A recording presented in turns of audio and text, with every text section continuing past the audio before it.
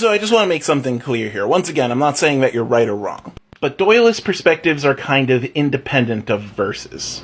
A character's narrative purpose stays the same no matter where they're being written. Sherlock Holmes himself had lots of crossover literature, and his character was kept the same, even though it didn't make a whole lot of sense for it to be. Again, this is sort of where the original doylist versus watsonian perspective comes from. If a different verse makes logical sense for Saitama to not be the most powerful thing there, then that is by its nature watsonian. Because you are talking about the laws of a verse, which are things in text.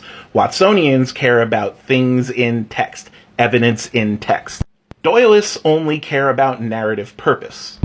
To that end, we've seen the narrative purpose of Saitama. From Saitama's perspective, he has to struggle with the existence of being the most powerful being he knows, and from the story's perspective, he's there to instantly deflate any conflict. From a doylist perspective, if he went into another verse and then didn't do that by losing, then that breaks the doylist interpretation of Saitama. Once again, I'm not saying that either is right or wrong. But since we have seen what Saitama has done in One Punch Man, putting him into another verse and then having him do something different breaks the narrative context we have seen him in up to that point. At which case, that interpretation can only be watsonian. Because at that point, he's serving a different narrative purpose. He's losing. He's not serving the same narrative purpose that he has up until this point, which is to say he is the be-all, end-all of every battle in One Punch Man. Once again, it might make more sense for Saitama to lose in another verse, but that makes that analysis watsonian, because now he's serving a different narrative purpose. Because remember, narrative purposes don't actually care about verses.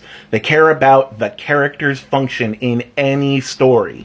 And once again, not saying that this is right or wrong, I'm just trying to clarify the difference between doylist and watsonian perspectives. If you think that another verse and its characters would be more powerful than Saitama, then you are using intertext evidence to say that. That's watsonian.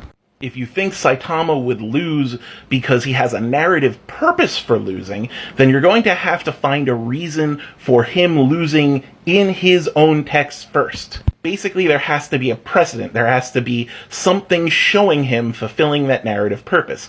At that point, you could say going into another verse and losing would be doylist.